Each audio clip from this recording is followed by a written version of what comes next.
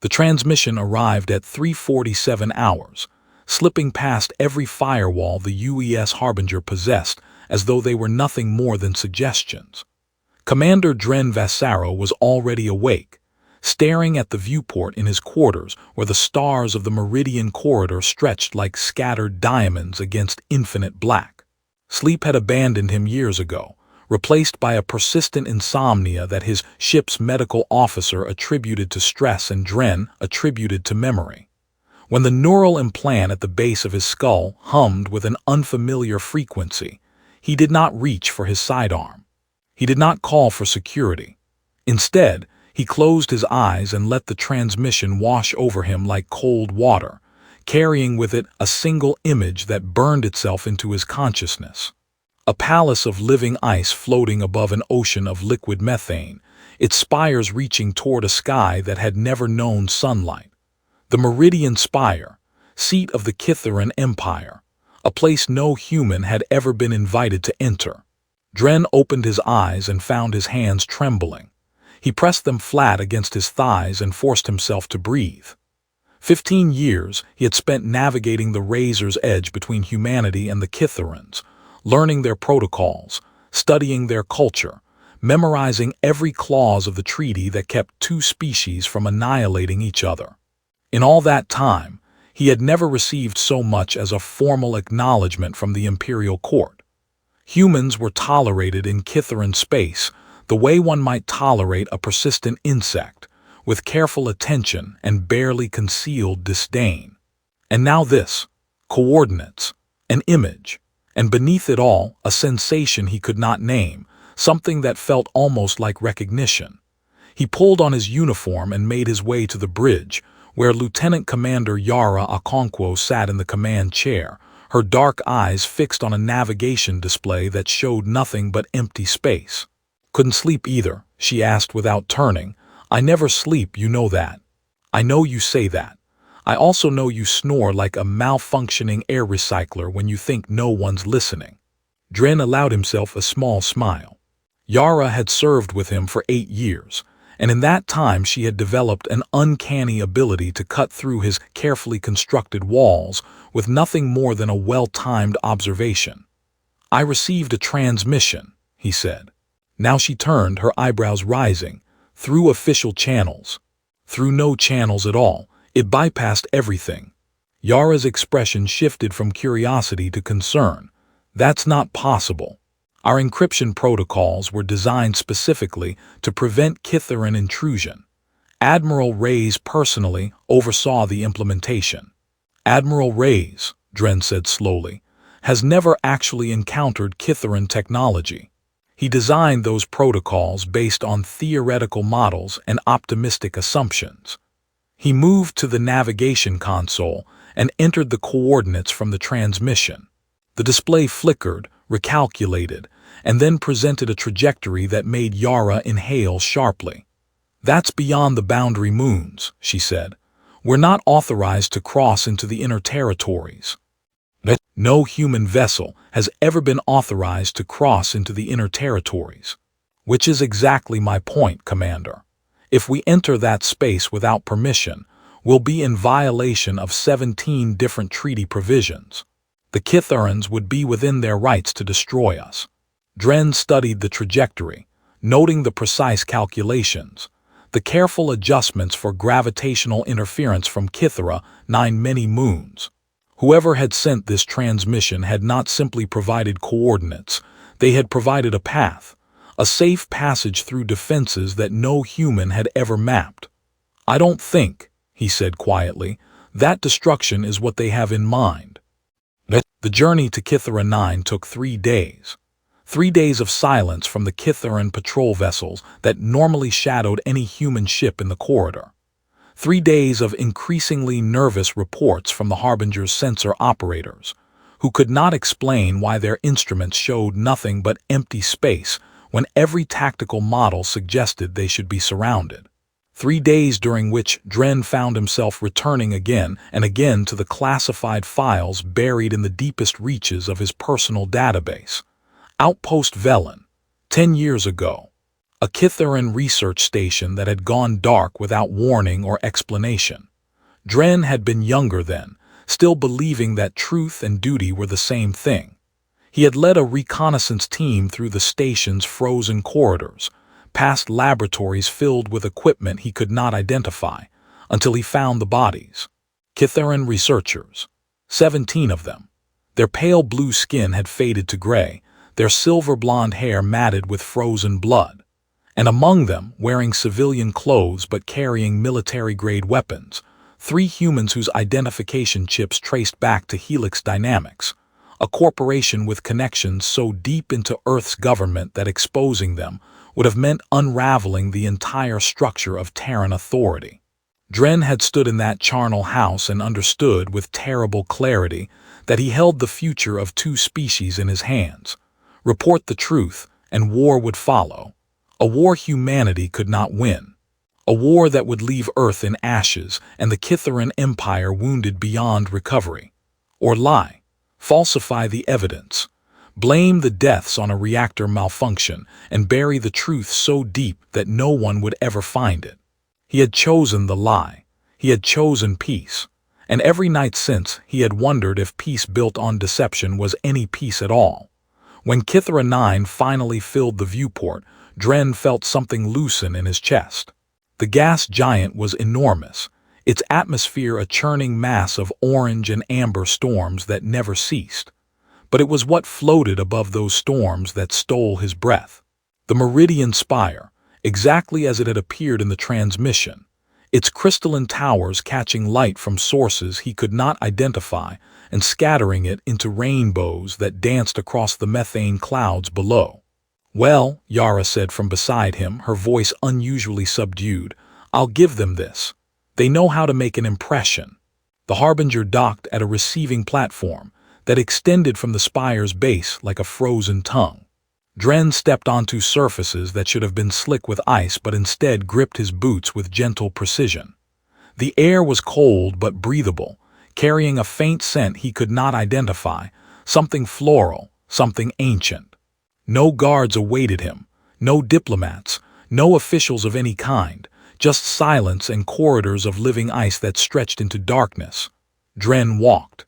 His footsteps echoed against walls that seemed to pulse with inner light, and he could not shake the feeling that he was being watched, not by cameras or sensors, but by the spire itself, as though the entire structure were a single living organism studying an intruder in its midst. The corridors twisted and turned, but Dren did not hesitate.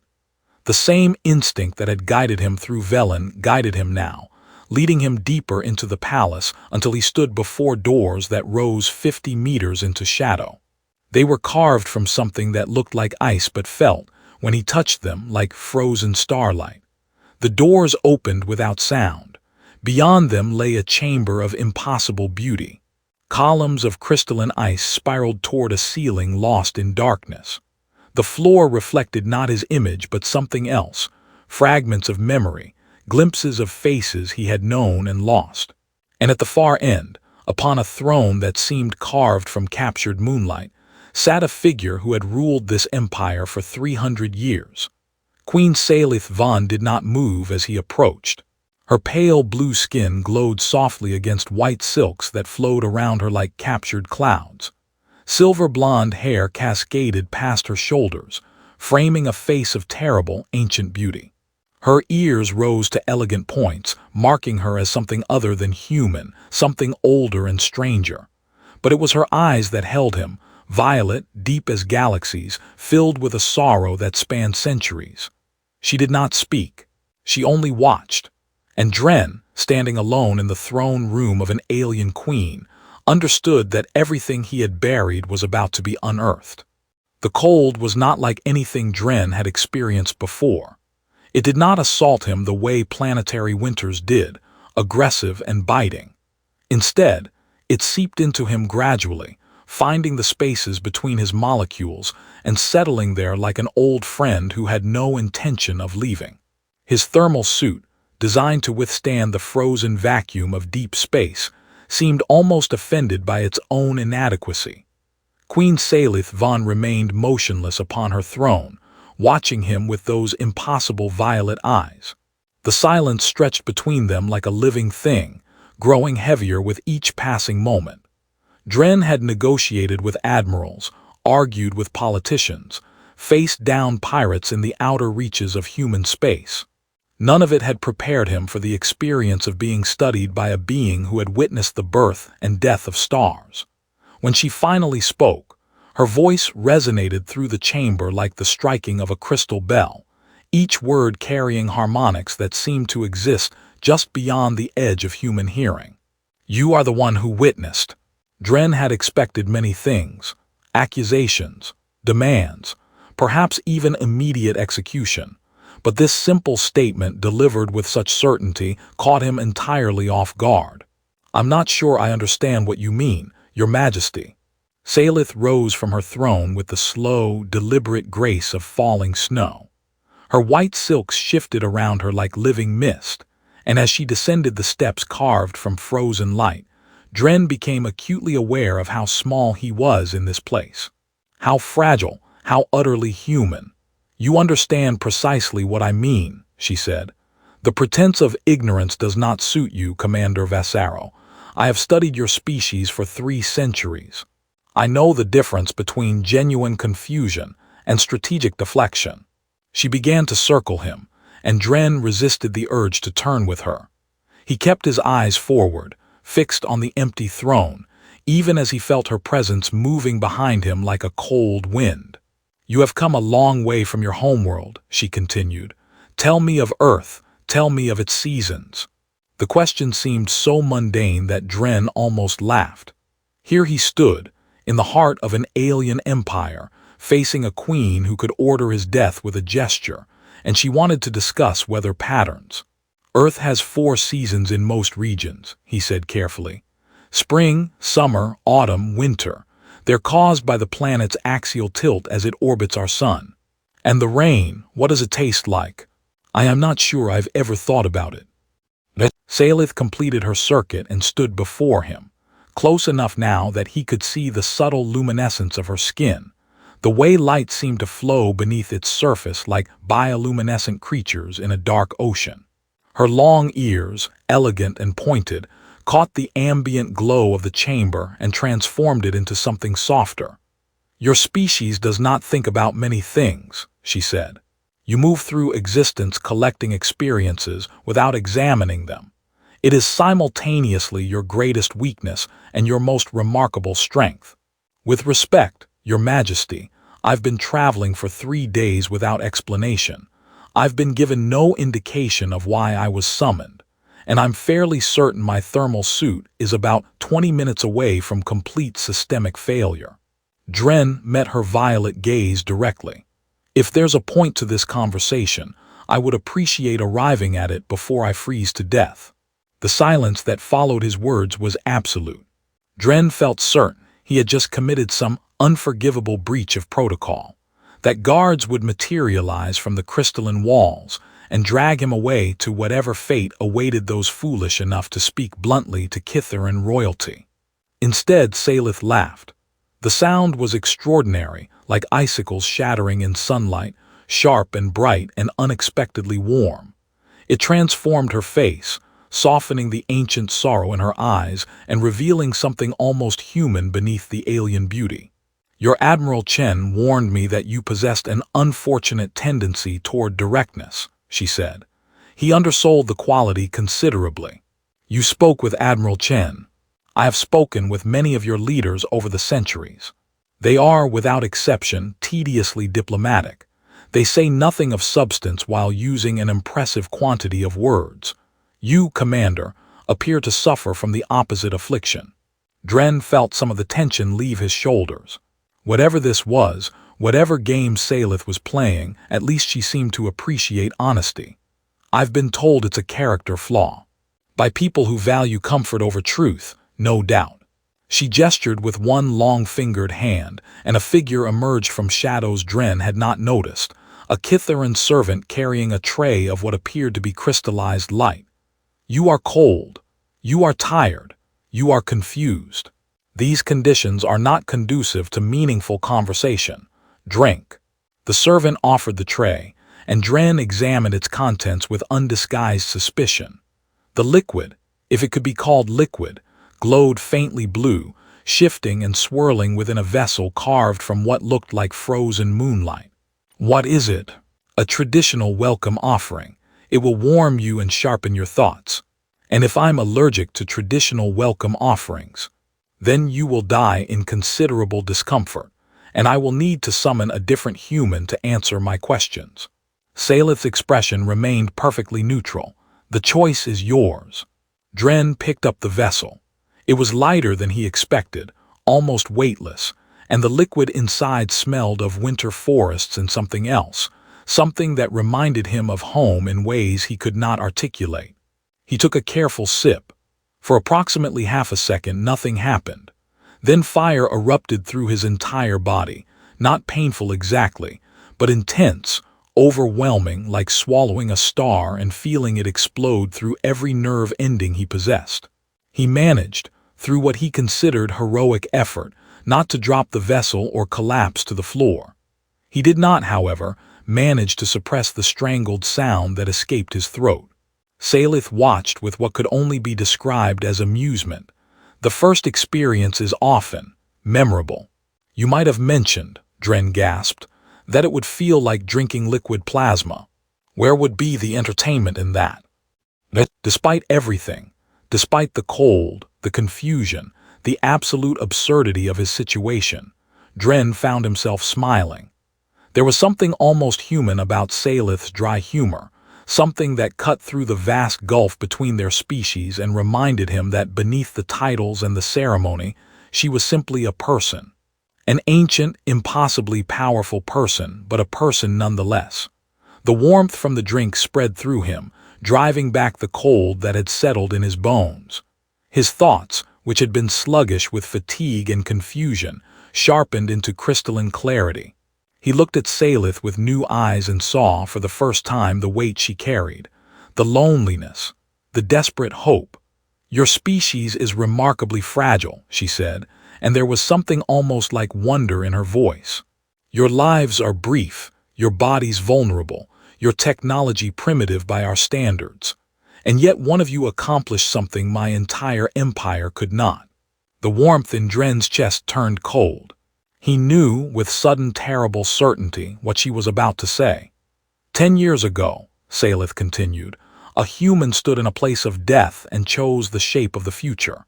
He held truth in his hands and decided what to do with it." Her violet eyes locked onto his, ancient and sorrowful and burning with an intensity that pinned him in place. "I have waited a decade to meet that human, to understand why he chose as he did, to learn if he is capable of the one thing my dying empire needs." She stepped closer, close enough that he could feel the cold radiating from her skin, close enough that the pale luminescence of her flesh cast shadows across his face. "Tell me, Commander Vasaro, tell me about Velen." Dren had imagined this moment 1,000 times. In the dark hours when sleep refused to come, he had pictured the day someone would finally speak that name aloud and demand an accounting. He had rehearsed responses, constructed defenses, prepared elaborate justifications for choices that had haunted him for a decade. Now, standing before a queen who had ruled an empire longer than his entire species had possessed spaceflight, every carefully crafted word abandoned him. "Velen," he repeated, and the name tasted like ash on his tongue. Seylith did not press him. She simply waited, patient as the ice that surrounded them, her violet eyes holding his with an intensity that made evasion impossible. The crystalline walls of the throne chamber seemed to lean inward, listening, and Dren understood that whatever he said next would echo through corridors of power he could not imagine. "How much do you already know?" he asked. "I know that 17 of my people died there. Researchers who had dedicated their lives to solving a problem that has plagued our species for millennia." Seylith's voice remained steady, but something flickered in the depths of her gaze, old grief, carefully contained. "I know that the official report attributed their deaths to a reactor malfunction. I know that this report was a lie." Dren felt the ground shifting beneath him. certainties he had clung to for years crumbling like ice in spring. If you knew it was a lie, why did you accept it? Your empire has resources, intelligence networks. You could have demanded an investigation, pressured Earth's government, threatened consequences. And what would that have accomplished, Commander? War. Seylith turned away from him, moving toward the chamber's far wall where crystalline data cores pulsed with soft internal light. Your species has no concept of what war with the Kitharan Empire would mean. Not merely the death of billions, but the erasure of entire worlds. We have weapons that your most advanced scientists cannot comprehend, technologies that would seem like sorcery to your primitive neural implants. She paused, one long-fingered hand brushing against a data core that glowed brighter at her touch. We would win. That was never in question, but victory would leave us ruling over ashes and corpses, and we would still be dying. The word hung in the air between them, heavy with implications Dren did not fully understand. Dying. Seylith was silent for a long moment. When she spoke again, her voice carried a weight of centuries. Our species is ancient, Commander. We achieved interstellar travel while your ancestors were still learning to shape stone into tools.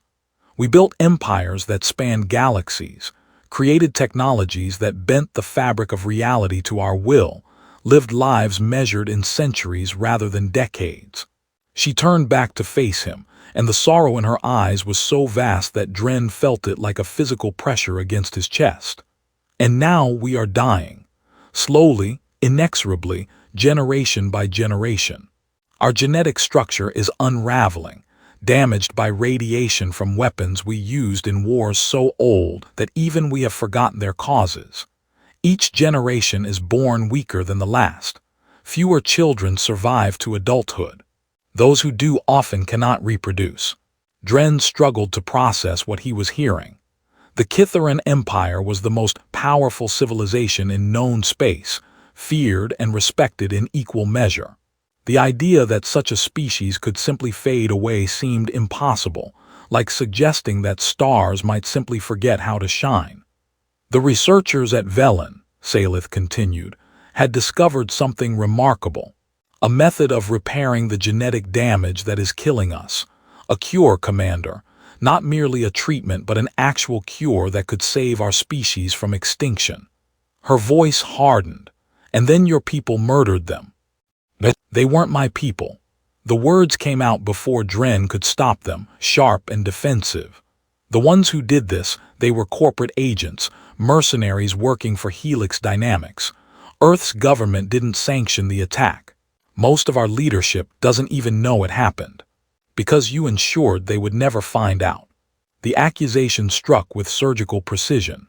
Dren opened his mouth to respond, to explain, to justify, but Seylith raised a hand to silence him.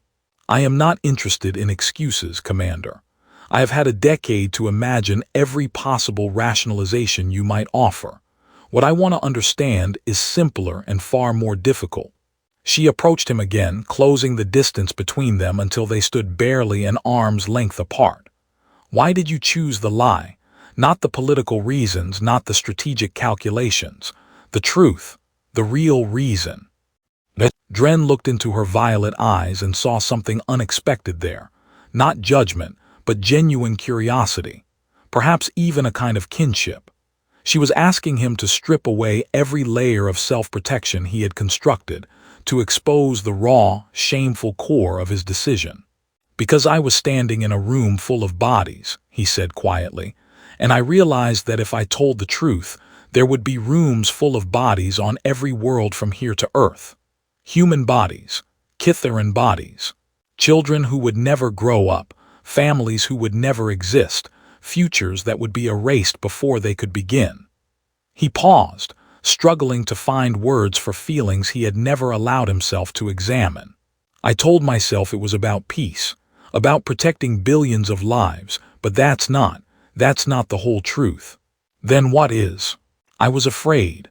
The admission came out barely above a whisper, afraid of what would happen if I spoke, afraid of being the one responsible for everything that followed, afraid that I would make the wrong choice and spend the rest of my life knowing that I could have prevented it. He laughed, but there was no humor in the sound. So instead, I made a different wrong choice, and I've spent the rest of my life knowing that too.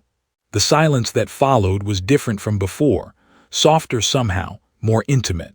Seylith studied him with an expression he could not read, and Dren braced himself for the condemnation he was certain would follow. "You know," she said finally, "when I summoned you here, my advisors were unanimous in their opposition. They believed that any human capable of constructing such an elaborate deception must be fundamentally untrustworthy, that you would lie to me as easily as you lied to your own people. They weren't wrong to be suspicious. No, but they were wrong about you." Seylith moved past him, her white silks brushing against his arm like frozen mist. "The lie you told was not the act of a man who deceives easily. It was the act of a man who understood the weight of truth so completely that he could not bear to let it fall."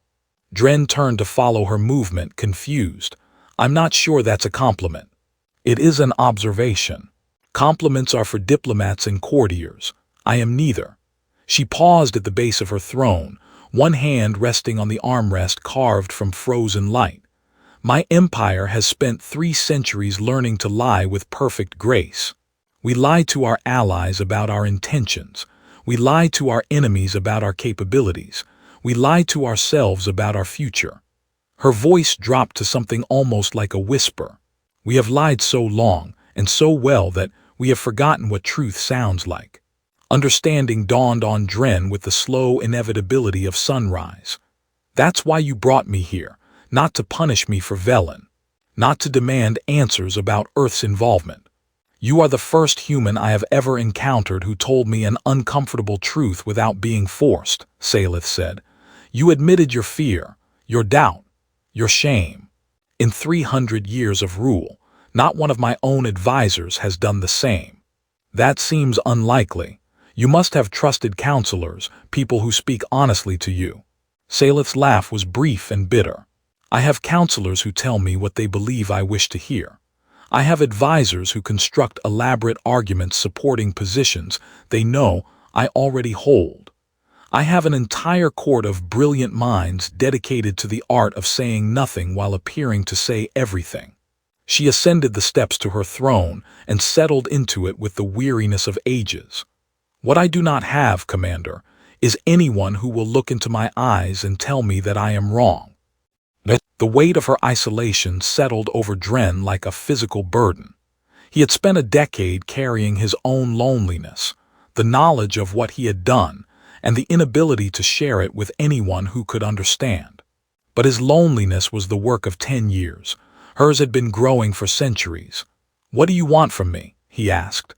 "Something precious, something rare." Seylith leaned forward on her throne, and for a moment she looked not like an ancient queen but like someone desperate for connection, for understanding, for hope. "I want you to help me save my people, Commander. And I want you to do it by telling me every truth I do not wish to hear." The question that changed everything did not arrive with fanfare or dramatic pause. It came quietly, almost gently, slipping through Dren's defenses before he understood what was happening. Seylith had led him from the throne chamber into the deeper reaches of the Meridian Spire, through corridors where the living ice gave way to something far older. The walls here were embedded with crystalline structures that pulsed with soft, rhythmic light, and Dren realized with growing wonder that he was walking through the accumulated memory of an entire civilization. Each crystal contained lifetimes of experience, centuries of knowledge, the preserved consciousness of Kitharans who had died before humanity discovered fire. "The archive of echoes," Seylith said, noting his fascination. "Every citizen of the Empire has the right to contribute their memories before death. Most choose to do so. It is considered the final gift to those who will come after." "How many memories are stored here?" "Approximately 47 billion individual consciousness recordings, spanning the last 12,000 years of our civilization." She paused before a section of wall where the crystals glowed with deeper intensity. "These belong to the researchers at Velen. Their final moments were transmitted here before the end. Dren felt his stomach clench. Somewhere in these crystalline structures, 17 Kitharan scientists had recorded their deaths, had preserved for eternity the experience of being murdered by human agents. The thought was almost unbearable. I have watched those recordings many times, Seylith continued, her voice carefully neutral. I have experienced their fear, their confusion, their desperate attempts to understand why creatures they had never harmed were ending their lives. She turned to face him, and the pulsing light of the archive cast strange shadows across her pale features. But there is one thing the recordings cannot tell me, one question that only you can answer. Dren braced himself. This was it.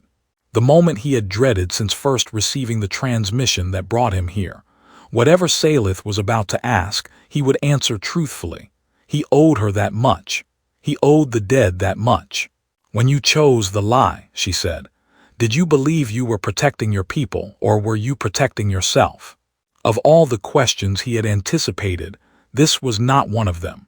He had expected demands for details about helix dynamics, requests for evidence that could be used against Earth's government, perhaps even accusations designed to justify war. But this question cut past all of that, past politics and strategy and interstellar diplomacy, straight to the wounded heart of his decision. I told myself it was about protection, he said slowly, each word carefully chosen. I constructed an entire narrative around that idea. Dren Vasaro, the noble officer who sacrificed his integrity to prevent galactic war. It was a very comforting story. He paused, struggling against years of carefully maintained denial. But standing here, in front of you, surrounded by the memories of people my species murdered, I can't keep telling myself that story anymore. Then tell me a different one. Dren looked at her and saw not a queen, not an alien, but simply another being weighed down by impossible choices. I was afraid, he admitted. I was afraid of what would happen if the truth came out. Afraid that I would be blamed, court-martialed, executed for treason. Afraid that my name would become synonymous with the war that destroyed both our peoples. He laughed bitterly. I told myself I was thinking about billions of lives, but in that moment, standing in that room full of bodies, I was mostly thinking about my own. The confession hung in the frozen air between them. Dren waited for Seylith's judgment, for the cold pronouncement that would seal his fate. Instead, she remained silent, studying him with an expression he could not read. You know what the strangest part is? He continued, suddenly unable to stop the words from flowing. I've spent 10 years carrying this guilt, and I never once questioned whether I made the right choice. I knew it was wrong. I knew I should have told the truth. But I also knew that if I had the chance to do it again, standing in that same room with the same information, I would probably make the same choice. He shook his head. What kind of person does that make me? A human one. Dren looked up sharply. Seylith's expression had softened, the ancient sorrow in her eyes giving way to something almost like understanding. You seem surprised, she said. Did you expect condemnation, righteous fury? Honestly, yes. Your people were murdered. I helped cover it up. Most monarchs in my experience would be reaching for execution orders right about now. Most monarchs in your experience have not ruled for 3 centuries. Seylith moved past him, her hand trailing across the memory crystals with gentle reverence. I have watched civilizations rise and fall. I have seen heroes become villains and villains achieve redemption. I have learned that the universe rarely arranges itself into neat categories of good and evil. She paused, her back to him. Fear is not weakness, Commander. Fear is the recognition of consequence. It is the understanding that our choices matter, that actions have weight, that the future is shaped by what we do in moments of crisis. That sounds dangerously close to forgiveness. It is not forgiveness. What you did cannot be forgiven, not by me, not by anyone. The dead remain dead regardless of your intentions or your regrets. She turned to face him again, and there was steel beneath the softness now. But it can be understood. And understanding, is the first step towards something that matters far more than forgiveness. Which is change. The word resonated through the archive, setting the memory crystals humming with sympathetic vibration. Dren felt it pass through him like a wave, carrying with it implications he was only beginning to grasp. "My empire is dying," Seylith said. "You know this now. Within 2 generations, perhaps 3 if we are fortunate, the Kitharan species will cease to exist. The cure discovered at Velen was our only hope, and it was destroyed." She stepped closer to him, her violet eyes burning with intensity. "But the research still exists. Fragments of it, scattered across a dozen hidden facilities, protected by codes that only the original researchers knew." Dren frowned. If the researchers are dead, how can anyone access those codes? Before the attack, they transmitted fragments to trusted allies, insurance against exactly the kind of catastrophe that occurred. Seylith's gaze held his with almost physical force. "One of those fragments was hidden in the data you collected at Velen, not in the official report you submitted, but in the original files, the ones you kept." The revelation struck Dren like a physical blow. He had kept copies of everything he found at Velen, raw data, sensor readings, personal logs from the dead researchers. He had told himself it was evidence, something he might need if the truth ever came out. He had buried those files in the deepest layers of his personal encryption, never once suspecting they contained anything beyond documentation of human atrocity. "I have carried a piece of your cure for 10 years, he breathed. "Without knowing it, Seylith confirmed. "The irony is not lost on me. The same man who buried the truth of our researchers' deaths has been carrying the key to our survival in his pocket the entire time." Dren's mind raced through the implications. If what Seylith said was true, if his personal files contained a fragment of the code needed to access the Velen research, then he had the power to help save an entire species. But it also meant that Helix Dynamics, the corporation responsible for the original massacre, might eventually learn what he possessed, and they would do anything to prevent that information from reaching Kitharan hands. "This is why you really brought me here," he said slowly. "Not for truth, not for closure, you need what I have." "I need what you have," Seylith agreed, "but I also need you, Commander. Someone who will tell me what I do not wish to hear. Someone whose fear is tempered by conscience. Someone who understands the weight of forbidden knowledge because he has been carrying it for a decade." She extended her hand toward him, palm up, an offer and a plea in a single gesture. "Will you help me save my people?" Dren stood at the communication terminal in his quarters aboard the Meridian Spire, composing a message he had never expected to send. The crystalline walls hummed with quiet energy around him, no longer alien and threatening but simply different, simply home to a species he was beginning to understand. Through the viewport, the methane storms of Kitharan 9 churned endlessly below, orange and amber clouds swirling in patterns that had repeated for millions of years before humanity existed. The message to the Harbinger was brief. He informed Lieutenant Commander Okonkwo that he would be remaining on Kitharan 9 as a diplomatic envoy, a position that had never before existed in the history of human-Kitharan relations. He did not explain why. Some truths he was learning needed to be revealed slowly in their own time when the ground had been prepared to receive them. Yara's response came within minutes, her voice crackling through the neural implant with characteristic directness. "You realize this is insane. You're asking me to leave you alone on an alien world with no backup, no extraction plan, and no guarantee that you won't end up frozen in one of their memory crystals."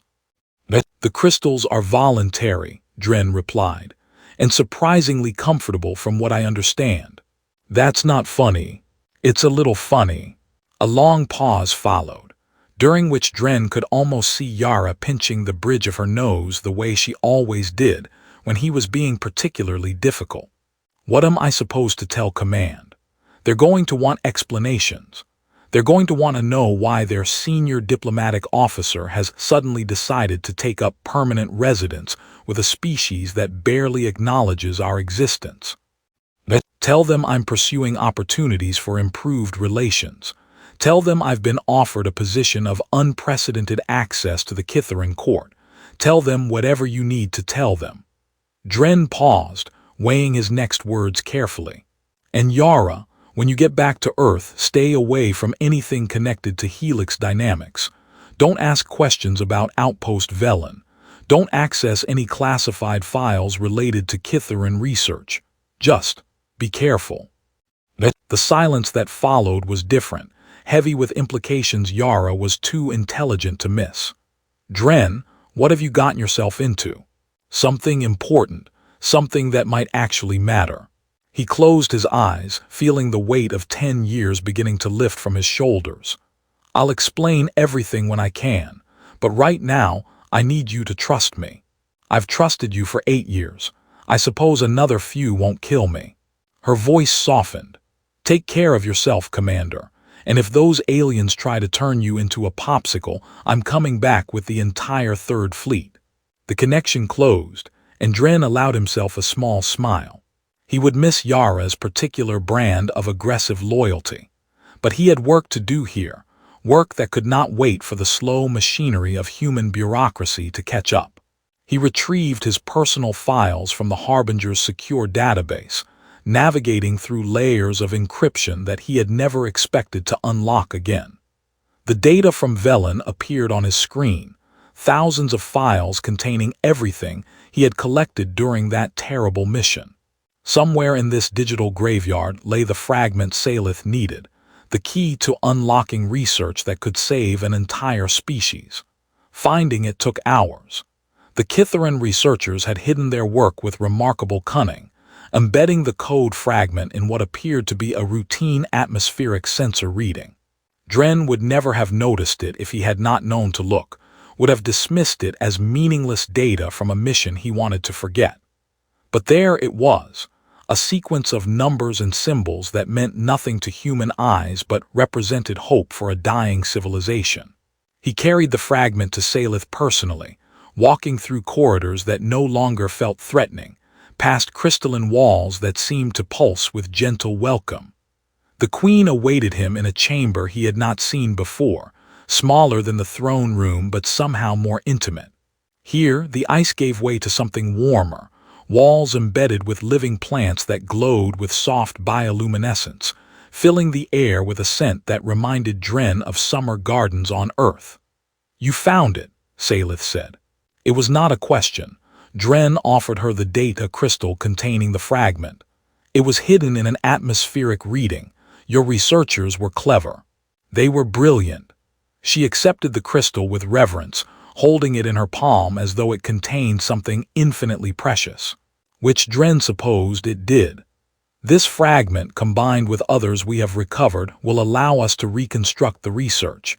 It will take time, years, perhaps decades. But for the first time in 3 centuries, my people have a future. The weight of her words settled over Dren like a benediction. He had carried guilt for so long that hope felt almost foreign, a language he had forgotten how to speak. What happens now? Now, we begin the work of building something new. Seylith set the crystal aside and turned to face him fully, her violet eyes holding his with an intensity that no longer frightened him. You asked me once what I wanted from you, and I told you I needed someone to speak truth to my court. That remains true, but I find myself wanting something more. More understanding. She moved closer, close enough that Dren could see the subtle variations in her pale blue skin, the way light played across her features like aurora dancing across a winter sky. My people and yours have existed in suspicious coexistence for generations. We have never truly known each other. We have built treaties on foundations of mutual distrust, constructed peace from fear rather than comprehension. Her long ears tilted slightly, a gesture Dren was beginning to recognize as thoughtfulness. You know the worst secret my species has kept from yours. You know we are dying, vulnerable, desperate, and yet you chose to help us. It seemed like the right thing to do. It was the right thing to do, but that is not why you did it. Seylith reached out, her fingers brushing against his hand with surprising warmth. You did it because you understood.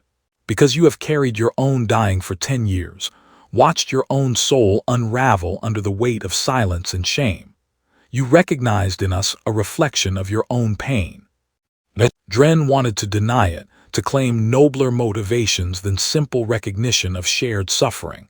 But honesty had become a habit now, uncomfortable and liberating in equal measure.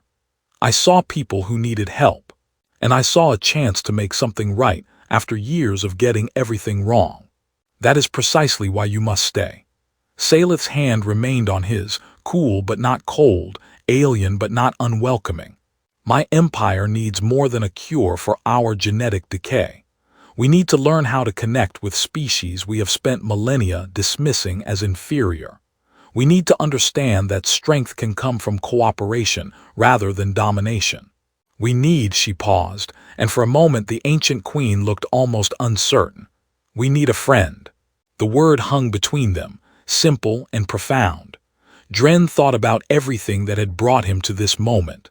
The transmission that bypassed his defenses, the long walk through crystalline corridors, the terrible confession, and the unexpected grace that followed.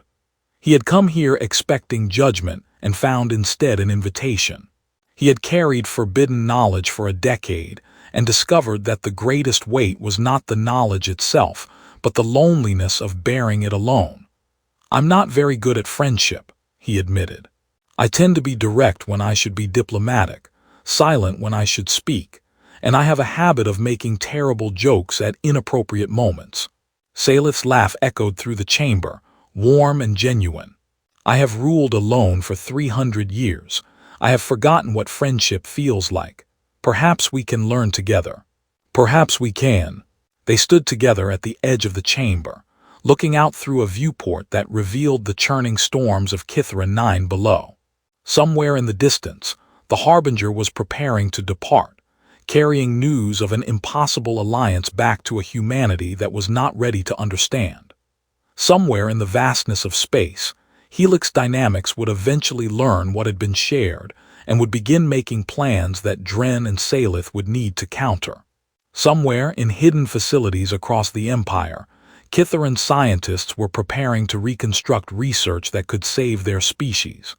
But here, in this moment, there was only the quiet satisfaction of truth finally spoken and the uncertain hope of a future being born.